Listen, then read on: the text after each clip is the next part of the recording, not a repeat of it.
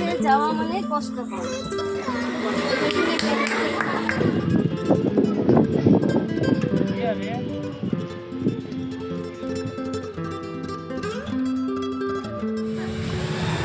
নমস্কার বন্ধুরা, আজকে নতুন ব্লগ নিয়ে আমি এলাম। আজকে আমার যাদের সঙ্গে এসেছি পাহাড়ি মন্দির বলে।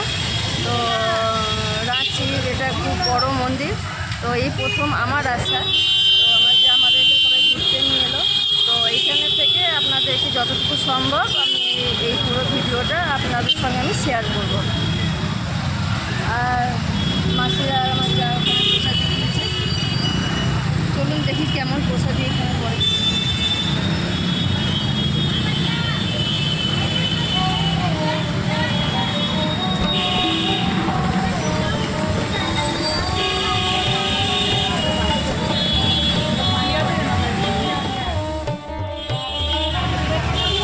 সব ডালার দোকান এগুলো।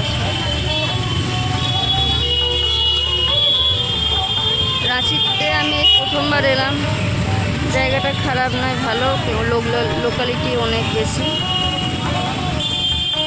আর কলকাতার মতনই ভালো ভিড়ভাড় থাকে রাস্তা সবসময়। মন্দিরে যাওয়া যায়।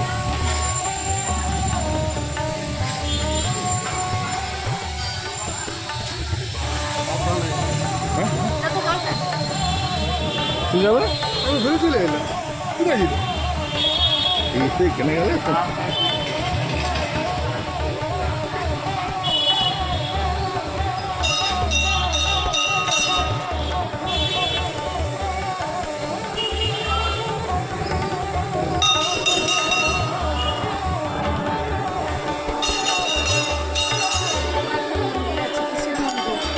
বুঝতে পারছি না, নতুন এলে যা হয়।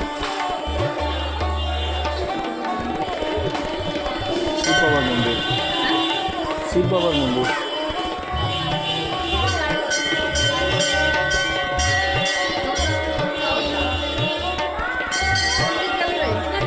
ডান দিকে ওই দিকে যেতে হবে।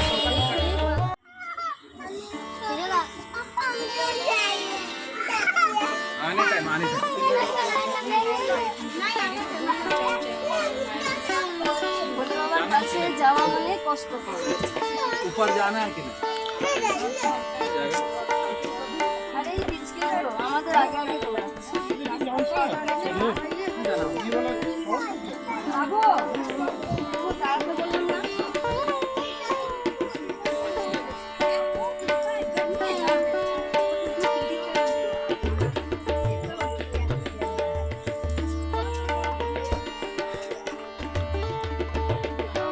अभी आधा हुआ,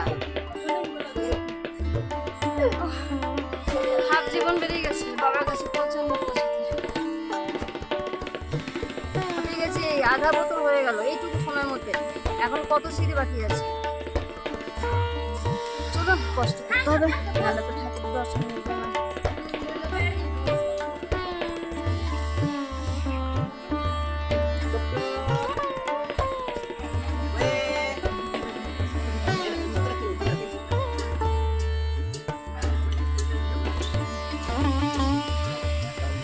বললাম যে জলটা এখনই তো শেষ হয়ে গেল।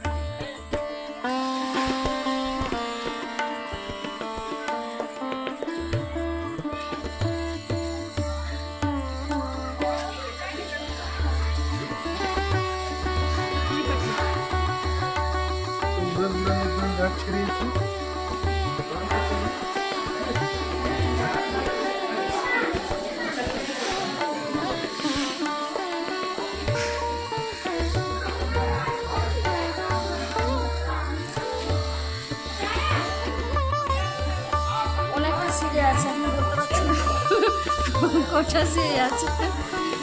এতটা সিরিজে কিছুটা সিরিজে পেরিয়ে এলাম। ছোটো ছোটো নুড়ি পাথর দিয়ে হেঁটে এলাম। ওইখানে আমার আধা শ্বাস বেরিয়ে গেছে। এখনো কতটা আছে জানি না। হ্যাঁ, এই যে পুজোর ডালা আর বোতলের জল প্রায় শেষ হয়ে এসছে। এখনো আছে, ছেলে আগে চলে গেছে, আমার যাওয়া আগে চলে গেছে ওরা, আর আমরা দুজন এখন আছি।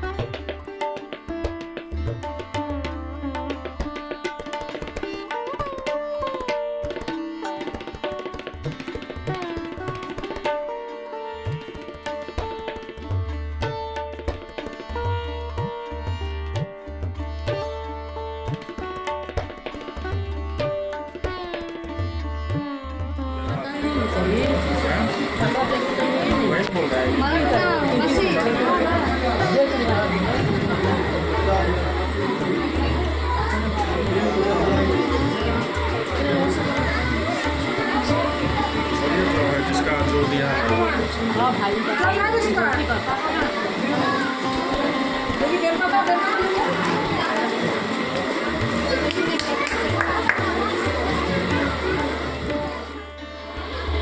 ভেতরে অনেক ভিড় ছিল, তো পুজো হয়ে গেছে।